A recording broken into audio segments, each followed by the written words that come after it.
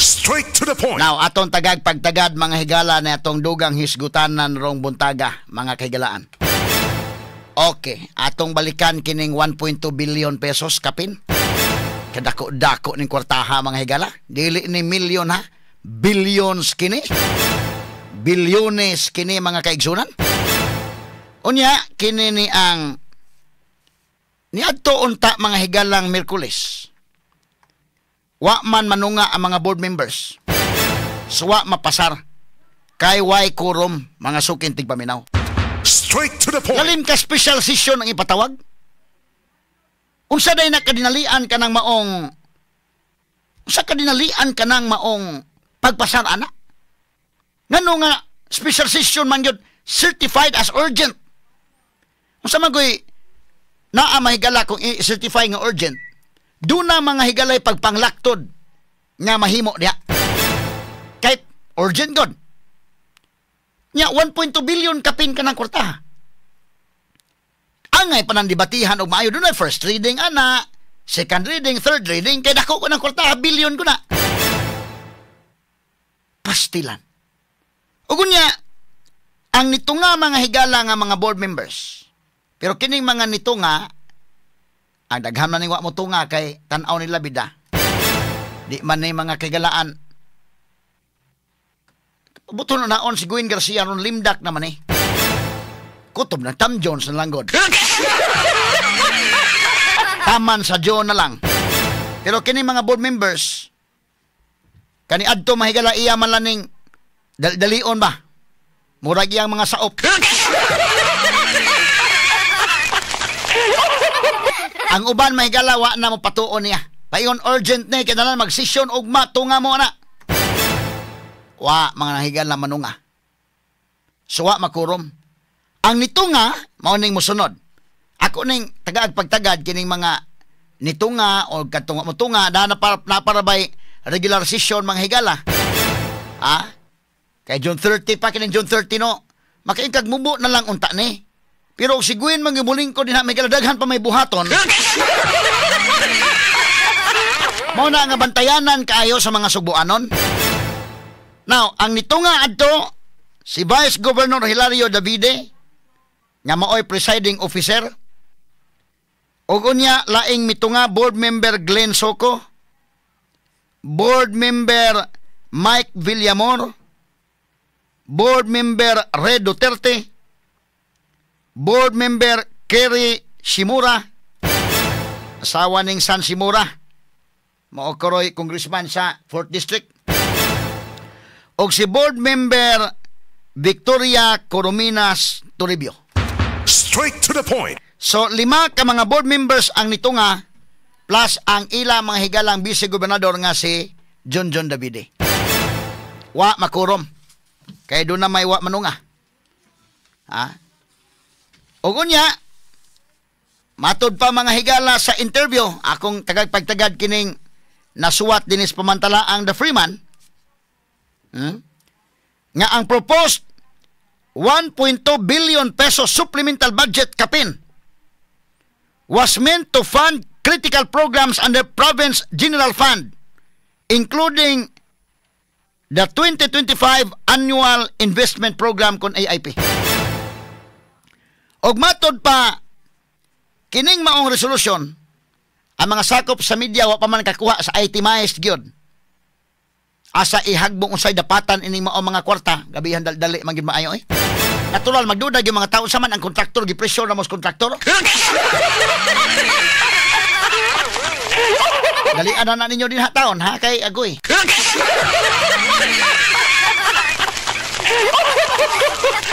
Kay siyempre ang mga tao mahigala mangutan na magyud ani. Unya kay wa pa man ma-itimize ug asa man day unsa may gamitan gyud ining 1.2 billion. Sa dihang gi-interview si Vice Governor elect Glenn Soco. In fact, niya man ni gani pamantala ang The Freeman. Ang atong mga reporters dito si Inday RV Veloso ug Rimart Pugoy naka-cover sa nini. Unya niya pod sa pamantala The Freeman akong basahon. Matod pa dinhi. Malikon ako ha. Vice Governor-elect Soco in an interview noted that renovations and office improvements for the incoming board members were among the reasons for the urgent request. Sabi ni Saya pa, si Vice Gobernador-elect Glenn Soco sa dihang nahinabi, niingon nga kining pag-renovate o kining mga pag-improve sa opisina sa mga incoming nga mga board members, usa kini sa mga rason ngano nga dinalian.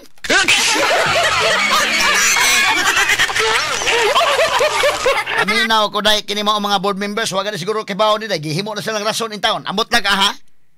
Board member, good morning, good member, Nilo Sino o Malcolm Sanchez. Di man kay ko magkatuo nga. Wa pa gani mo kasugod og serbisyo sa probinsya mo, di man na mo yung opisina inana. Pero duda ko dahil nga, gigamit lang yung taon ni sila, yung taon ni Glenn Soco po nga mo katarungan. Kaya mo, matod pa niya, we already identified asa ibutang atong duha ka board member. Matod pa niya. Soco said, referring to board members elect Nilo Sanchez Asino o Malcolm Sanchez. Ulin Sino. Karon, board member Glenn, kay matod pa niya kaniho, usaday kuno di ay sa rason. I-renovate ang opisina, usa ka na sa mga rason nganong dinalian gayod kini. Wa na ba? Atong klaro na, ang Mandawi is a lone district. Ang board members diha duha. Si Glenn Soco o si Junkie Uwano. Duha ka board members. Karon, wa naman ning duha kay si Glenn Soco na promoted naman siya na papili man sa vice governor, so vice governor na siya. So ang iyang opisina mo dako pa gyud. Niya ang ikaduhas Junkie Uwano, mayor naman sa Mandawi, ni daog man pagka mayor. Sa tupak kanang duha di ay kapwisto sa pagka board members na bakante na kana. Kinsa na may bag-ong board member? Si Ulin Sino o si Malcolm Sanchez. Sila'y mupuli sa opisina ni Glenn Soco o ni Junkie Uwano. Pagkanindot sa mga opisina nila Indaykin. Kung ikaw may mupuli sa opisina ng Glenn Soco o ikaw may mupuli sa opisina ni Junkie Uwano Indaykin, di na kinahanglang i-renovate, oy. Pero sige lang, kinahanglan magkangyong i-renovate, no? Ako ipakita kaninyo kining opisina ng Glenn Soco. Amada, be, sige, be. Ikaw ko ng picture dong, be. Dong Rald, be. Mao ni ang opisina ng Glenn Soco, kini, kini. Pwede ba na, kana, zoom ko na, zoom in ko na, be, pwede na, kana. Be, napay zoom in, kini ang opisina. Mao kini ang opisina ni mo, board member Glenn Soco, o karon vice governor-elect na ka. Kini ako, baboy personalan ning atong komentaryo, kay di man pud pwede, o di mo badlongon, niya mo patuyang mo din haronog gastos kwartas katawhan. Ako kang pahimangnuan nga, ang paghatag o priority ba? Mao man imong rason, nga ang mupuli anang imong opisina kisa may mupuli ana si Ulin Sino or si Malcolm Sanchez. Kay duhaman mo kabok na bakante inyong opisina. Kay si Junkie Uwano di naman mag-opisina sa iyang opisina kay na mayor naman sa Mandawi. Tuwa na sa mag-opisina sa Mandawi City Hall. Unya ikaw pod kay vice governor naman kay imo na nabiyaan na imong opisina sa vice governor, mupuli ka sa kang Davide, no? Kining imong opisina Glenn, tanawan nindot ng opisina Glenn, oy. Unya mao ni imong urgent na gyud nga gastuhan ni sa renovation Glenn, wa man ni maagiig bagyo.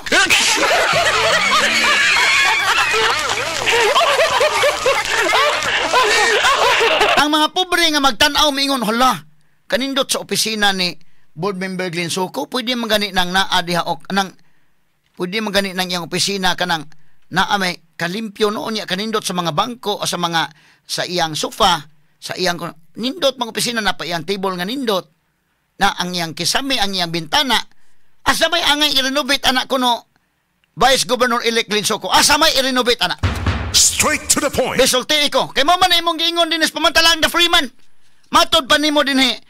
Vice Governor-elect Soco in an interview noted that renovations and office improvements of the incoming board members were among the reasons for the urgent request.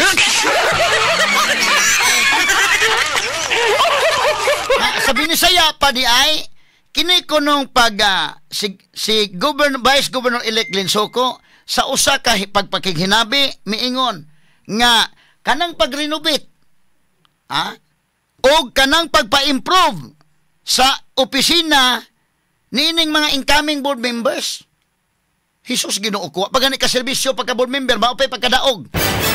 Paminaw ko di sila may nagkuhan dahil kina si Olensino o si Sanchez dili sila oy. Paminaw ko diwas na miingon nga nimuliman sila nga ako mong opisina ha, andam na daan na mong opisina diha kay okay na. Mulingkod na may karon John 30, di ko mo tuosan.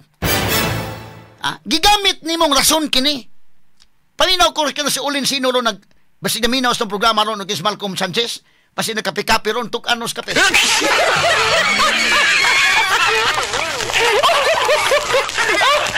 Ako di man ko makito ambot laga ha unsa gyud ka demanding si Olensino o si Malcolm Sanchez moingon nga iandam na nga mong opisina ha kanang opisina ako may mupuli ana imong opisina Glenn iandam kay kuan na dan renovate na dan di ko makatuo may ikaw man sa kanang bag-o pa ka ba nga bago pa ka napili mo pa pagdaog nimo ug unsay available opisina uy kanindot ning opisina ha abi nimo Glenn kanang imong opisina nindot kay opisina ha uy unya ang kang Junkie Wano nindot sad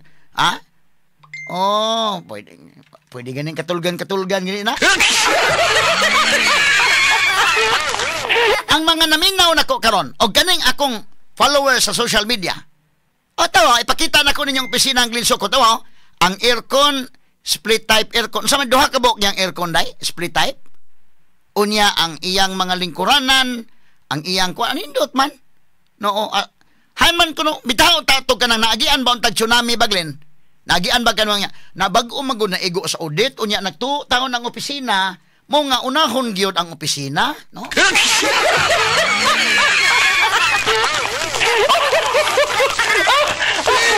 Noon sa ning kalakiha or maklaro na to nga kining kalakiha palusot lagi ning katarungan na. Hamay urgency ana. Og moingon mo ipalabang ka ng 1.2 billion para sa tambal alang sa mga provincial hospitals, alang sa mga district hospitals. Ako mismo moingon to, ayaw glangan ilabang dayon. Ako mismo. Ilabang ditso. Ayaw glangan mo. Pero kani, aron ipaayo anang opisina para sa improvement, para sa renovation, niyan ang opisina nga dili pa angay i-renovate. Straight to the point. Okay mo, inyong opisina, inyong unahon, ang mga subuanon, nag-antos, nya, ang inyong opisina mo inyong unahon. Tarong bago na. Be, ikaw kunuglin, na ako kunuglin, di baglin, nama sa kay private company, although, ako kay bagon sa gikalaki ni mo, pero, di ba ikaw leader gani ka, kung inigpangaon gani mismo, ikaw amahan ka, makatuon ka gaon, wala po unaha papakaon ng mga anak. Ikaw leader ka, nakarihanda ron na pagkaon, unahon ni mo mga tao ni mo si kaon-kaon, bahalag maulahi ka na lang. Bantay ka daikin? Unan lang mo kaon, paulahin ako, okay ako, unan lang mo kaon. Pero kini imo, una-una mo, ang kwarta unahon taning ato nga manindot ng opisina, nga bugnaw gyud ni, bahala na itong uban.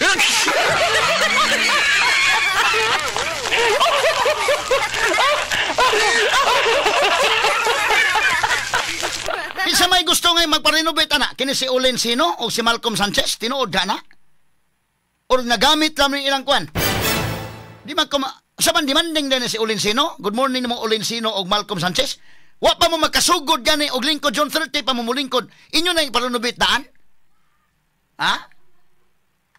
Or wa gitaw na sa kasayuran day. Basin og wa gid sa kasayuran ta so gigamit man mo nga ni Glinsoko.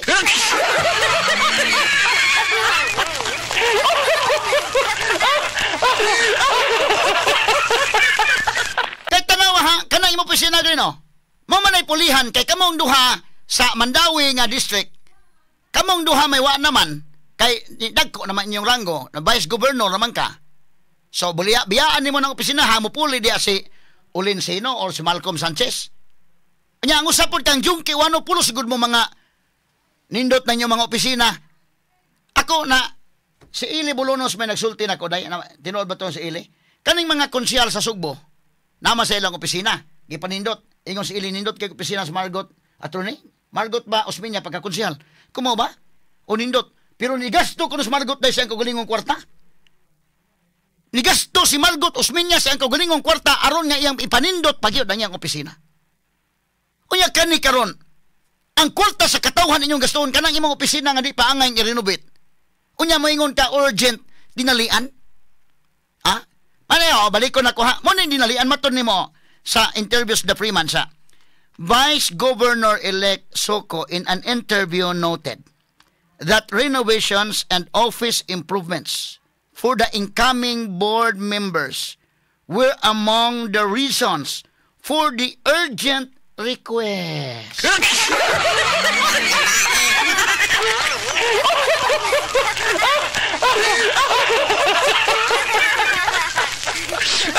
Bida, oy, sabi ni Saya pa mahigala. Vice Governor-elect Soko sa dihang nakighinabi sa pagpakihinabi miingon nga kining pag-renovate kuno og pagpalambo sa opisina sa mga bag-ong mga board members maoy usa sa mga rason ngano nga dinalian gayod kining maong request.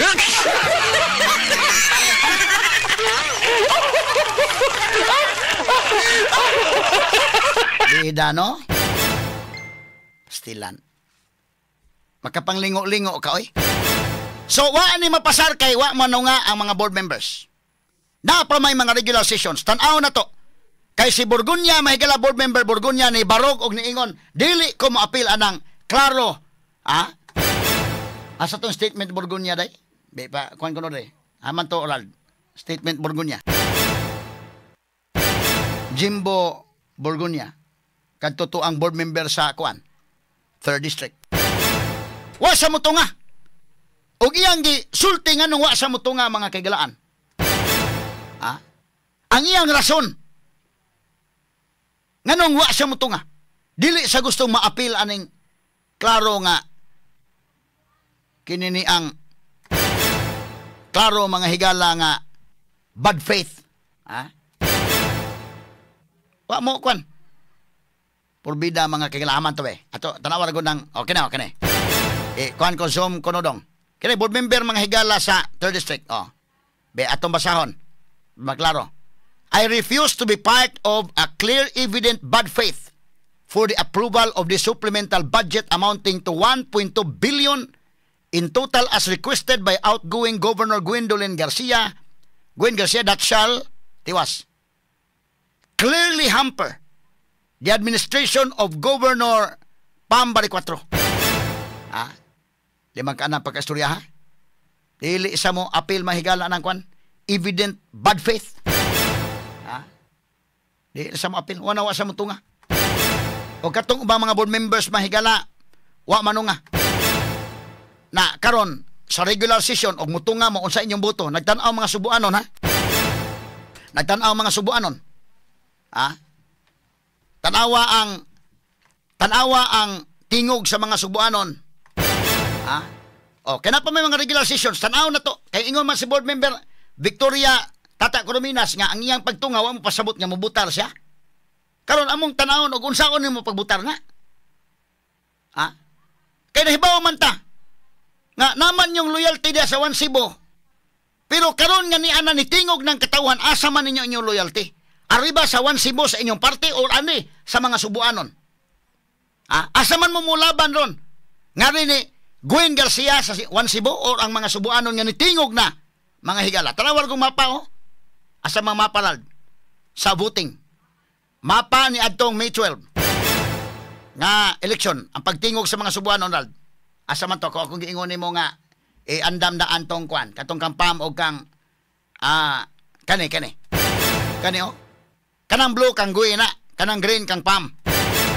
Tanaw si Gwen Garcia nakakuha 700,000 kapin, si Pam nakakuha og 1.1 kapin kabuto. Kana og ikaw may board member ana na green sa to pa nangingog na diha ni daog si Pam. Kanang blue ni daog mga higala ana si Gwen. Straight to the Kamo point. mga board members anang maong mga na green da kanay daog. Unsa inyong buto ana kumutunga gid mo? Kaya mga subuanon mas nalipay pa mahinuon wa mo manunga gani tong mga board members. Nan kumutungagin mo sa inyong tingog. Ibutang ta kini Jungki Wano mahigala taga Mandawi. Ikaw Jungki Wano, mayor na magkakaron, pero remember, gipasagdan na mo gyud, gipasabong mo duhan Jonas Cortez sa Mandawi. Ala sabong la mo dia, bangga mo pagka mayor, pero guin mo tanan. Ti amo na. Gipabangga lang niya sa lahat, pag-away lang mo. Okay lang niya. Anya patungahon ka karong kuan. Tinawa ang tingog sa mga Mandawihanon ha. Gilubong si Gwen diha. Straight to the point. Gilubong si Gwen sa Mandawi. Ha? Muna'y tingog sa Mandawihanon. Ha? Ayuha og butar. Unya og panalitag mo tunga ka, pero di ka mo tunga, mas malipay man mga Subuanon, o di ka mo tunga nga nabisi man si Jongki kay bag-o mang mayor. O, kining sa First District, Tanawa, gikan sa Talisay, padong sa Sibunga, Karkara, Tanawa. Daog si Pambali 4 diha, kinsa may board member na naa, si Bakaltos. Asa man? Si Bakaltos og si Daan. Ayuhan niyo og butar ha, og mutunga mo, og di mo mutunga, ay nalang mutunga. Pero mutunga mo, tanaw na mo ang inyong buto, usaon niyo pagbuto ng 1.2 billion. Ha? Nakahibaw ta ang inyong loyalty diha sa Cebu, pero tanawa, human namang eleksyon. Human namang eleksyon, nakita naman ang tingog sa mga tao. Magpabilin ba ang imong loyalty ngadto ni Gwen Garcia o ang imong loyalty ibalhin na alang sa katawhan sa Subo? Ha? Timan-in ninyo ang giingon ni Manuel Quezon. My loyalty to my party ends where my loyalty to my country begins. Sabi na saya pa, ang akong loyalty, ang akong pagka maunungon sa ako nga partido na human sa dang nagsugod na ang akong loyalty sa akong nasod. Human namang eleksyon, loyal ka sa imong partido, pero human naman loyal na mo sa mga tao. Kung atong i-apply diri mga higalas probinsya, ang imong loyalty ni Gwen Garcia, ang imong loyalty ngadto sa Cebu, natapos na sa dihang nagsugod na ang imong loyalty alang sa mga tao sa Subo. Balikon ako katong maong pinulungan ni Manuel Quezon og mo inyong ibutang sa inyong nahuna. My loyalty to my party ends where my loyalty to my country begins. Matalinong talakayan. Diretsahan.